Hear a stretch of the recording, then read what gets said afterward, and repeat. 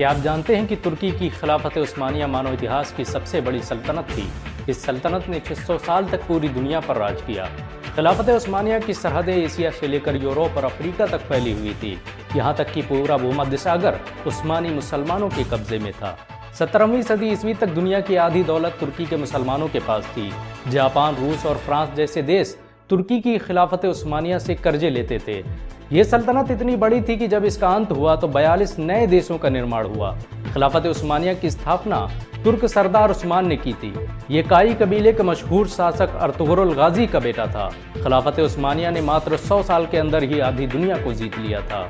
मिस्र से लेकर फिलिस्तीन, जॉर्डन, यहाँ तक कि इटली, मलेशिया और फ्रांस के अधिकांश हिस्से खिलाफत उस्मानिया के कब्जे में थे।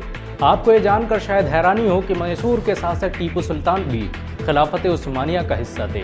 उस्मानी सुल्तान सलीम ने उन्हें भारत में अपने नाम का सिक्का चलाने की इजाज़त दी थी। बहुत कम लोग जानते हैं कि सल्तनत उस्मानिया का अपना खुद का बैंक था। 1863 में तुर्की हुकूमत ने इंपीरियल उस्मान बैंक की स्थापना की थी, जिसका मकसद देश के गरीबों और कमज़ोर लोगों की मदद करना था। 20वीं सदी की शुरुआत तक इस सल्तनत में रहने वाले लोगों की प्रति व्यक्ति आय अमेरिका, रूस, जापान जैसे देशों से अधिक थी। मानव इतिहास की सबसे बड़ी सल्तनत खिलाफत उस्मानिया ने दुनिया को सबसे अधिक वैज्ञानिक और डॉक्टर दिए। आपको ये जानकर शायद हैरानी हो कि स्टीम पावर और स्टीम टरबाइन की खोज तुर्की के वैज्ञानिक तकीउद्दीन ने की थी। दुनिया का पहला सर्जिकल एटलस उस्मानी वैज्ञानिक सरफुद्दीन ने बनाया था। सरफुद्दीन ने ही बच्चों में होने वाली हाइड्रोसिफिलिस बीमारी का इलाज खोजा था। इस महान वैज्ञानिक ने हाथों की सर्जरी के बाद लकड़ी की पट्टियों को बांधने की जिस परंपरा की शुरुआत की, उसे आज पूरी दुनिया में इस्तेमाल किया जाता है। ऑपरेशन के दौरान जिस चिमटी, स्कैल्पल और कैथेटर को दुनिया भर के डॉक्टर इस्तेमाल करते हैं, उसकी खोज उस्मानियों ने ही की थी। चाय की खोज करने वाला खालिद भी एक तुर्क मुसलमान था। आपको ये जानकर शायद हैरानी हो कि दुनिया की सबसे पढ़ी लिखी आबादी उस्मानी साम्राज्य में रहती थी। दुनिया के सबसे बड़े स्कूल और कॉलेज खिलाफत उस्मानिया का हिस्सा थे। ये दुनिया की सबसे आधुनिक सल्तनत थी, जिसकी हर मस्जिद और मदरसे में लाइब्रेरी की सुविधा मौजूद थी। तुर्की के मुस्लिम शासकों ने अल अखियान नाम के एक संगठन की स्थापना की थी, जिसका मुख्य काम मुसलमानों की आर्थिक मदद करना था। अल अखियान अमीर लोगों की जमात थी, जिन्होंने अपनी सारी दौलत मुसलमानों और इस्लाम के लिए दान कर रखी थी। इतिहासकारों की माने तो खिलाफत उस्मानिया के तीसरे सुल्तान मुराद प्रथम ने ही दुनिया की पहली जानिसारी फौज की स्थापना की थी।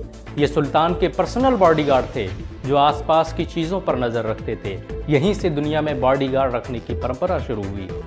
आपको ये जानकर हैरानी होगी कि खिलाफत उस्मानिया ने 500 से अधिक जंगें लड़ी, जिसमें ज़्यादातर में उसे फतह हासिल हुई।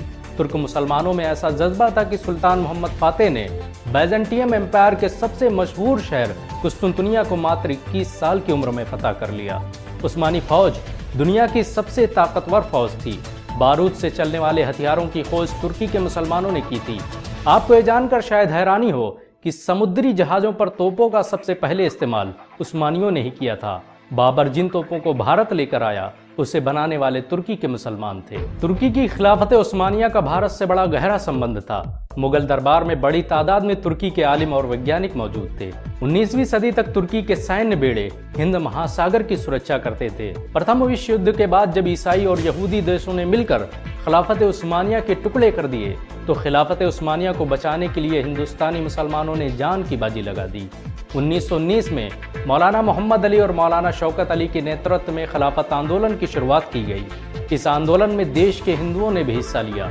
खिलाफत के अंत के बाद तुर्की के मुसलमानों की सबसे ज़्यादा मदद हिंदुस्तानी मुसलमानों ने की। तुर्की आज अगर इतना ताकतवर है, तो इसका असल कारण भारत के मुसलमान हैं।